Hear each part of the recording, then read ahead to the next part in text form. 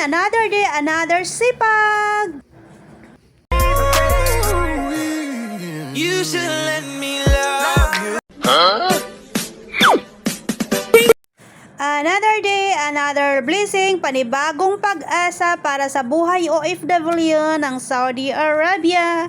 Hindi nga tayo napag-video ng hapon kaya gabi na nga ito at uwian na. This time nga ay nasa biyahe na ako kasi nakalimutan ko mag-video kaganina mga labs kasi pagpasok ko pa lang sa salon ay nakapila na yung customer. 5 agad, ganun. Hindi man lang ako nakapag-video bago umalis din ng bahay. Di ko alam bakit para na-empty yung aking cellphone. Pero wala kasi akong ibang mai-content mga labs kung hindi pa araw-araw na lang paraon pa rito sa trabaho. Yun lang na kasi ang ganap ng buhay ko. At tingnan nyo naman, nakababa na nga ako ng over, pauwi na nga ito. Hindi pa rin ako nakapag-video ng maayos. At kita nyo naman, ang layo ko pa rin sa bahay kasi nga yung aking location ay hindi pa rin accurate. Oo, tama. Palagi ko na lang nakakalimutan talaga na mag-accurate ng aking location. Palaging nawawala sa isip ko na mag-send ako ng location sa sarili ko para pag nag-book ako ng over ay accurate talaga siya. Sa dami kong problema mga mahal ay nakakalimutan ko talaga yung mga bagay-bagay na importante sa araw-araw. Ganun.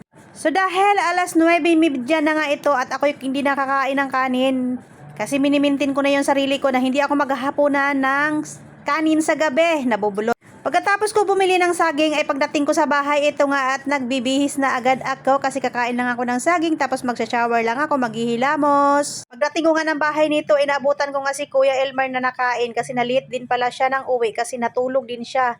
Ay, minalit siya ng kain kasi nakatulog siya pag uwi. So, dahil hindi naman ako nakain na at kumain lang ako ng saging, pagkatapos ko magbihis dyan, ay naghilamos na agad ako, nag-shower ako, o konting anik-anik sa sarili.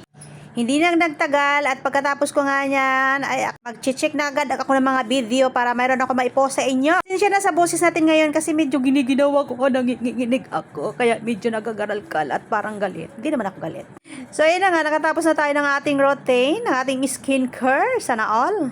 At ready to tulog na yan, agay. Kahit anong lamig, ay nakapang-dress pa din na pantulog yan. Hindi ko alam kung bakit. Basta masarap matulog pag malamig. Yun lang po, bye!